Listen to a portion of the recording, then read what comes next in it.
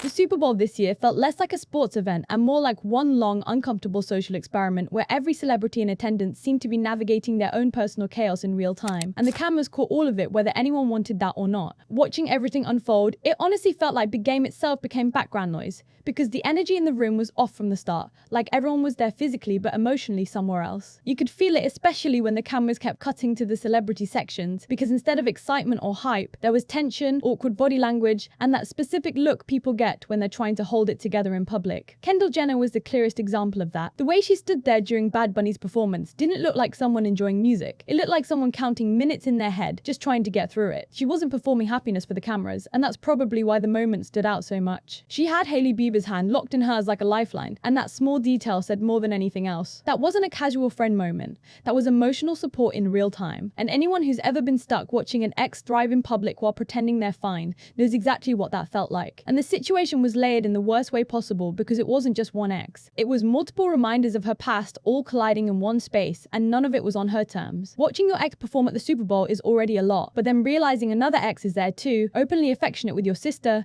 takes it to a different level. There's something uniquely uncomfortable about having your personal history turn into a public storyline you didn't consent to, especially when it involves family. Kendall has always been positioned as the quieter one, the sister who doesn't chase drama, and nights like this really expose how little control she actually has over the narrative surrounding her. The internet immediately turned her discomfort into jokes and memes, pointing out how she was dancing at one ex's performance while standing near another ex. And while it was framed as humor, it also highlighted how unforgiving celebrity culture can be when someone dares to look human instead of polished. Even the discourse about what she was wearing became part of the pylon, as if there's some correct emotional outfit for surviving awkward situations. But anyone who's ever been to San Francisco knows the weather alone makes outfit logic irrelevant. And honestly, when you're emotionally uncomfortable, fashion is the last thing on your mind. What stood out more than anything was how Hailey stayed right there with her, grounded and present, because Hailey was already in full caretaker mode that night. And it wasn't just Kendall she was looking after. Justin Bieber looked like he wanted to escape the stadium entirely, wandering through the hallways with his massive iPad like a security blanket, completely detached from the spectacle around him. People online laughed about him being an iPad kid, but there was something kind of sad about it too. He didn't look relaxed, he didn't look excited, he looked overstimulated and withdrawn, like someone who's been in the spotlight for too long and doesn't know how to exist comfortably in public anymore. The iPad wasn't a joke accessory, it felt like a coping mechanism, a way to block out noise and expectation. And Hailey, once again, was quietly managing that, moving between supporting her friend and grounding her husband, doing emotional labor that rarely gets acknowledged because it's expected of her at this point. Meanwhile, the rest of the Kardashian-Jenner orbit was doing what it always does, creating situations that feel surreal to watch from the outside. Lewis Hamilton being there with Kim added another layer of weirdness, not because adults can't move on or date freely, but because of how interconnected everything has become within that family. Khloe has openly talked about how the dating pool gets smaller as you get older, especially when you're famous and surrounded by the same social circles, but understanding that intellectually doesn't make watching it unfold any less uncomfortable. Kim and Lewis were openly affectionate, kissing and touching in full view of the cameras, and yet something about it felt performative rather than intimate. It didn't read as two people lost in the moment, it read as two people aware they were being watched. Kim has perfected the art of looking emotionally engaged while keeping a certain distance, and that disconnect was visible. People online immediately picked up on it, saying the kisses looked forced or uninterested, and whether that's fair or not, it speaks to how attuned audiences have become to authenticity versus performance. When affection feels staged, even slightly, people sense it instantly, and all of this was happening while Kendall was standing nearby, forced into proximity with a situation she had no control over, which just added to the underlying tension of the night. Then there was Travis Scott, whose presence around Super Bowl weekend felt heavy from the moment footage started circulating.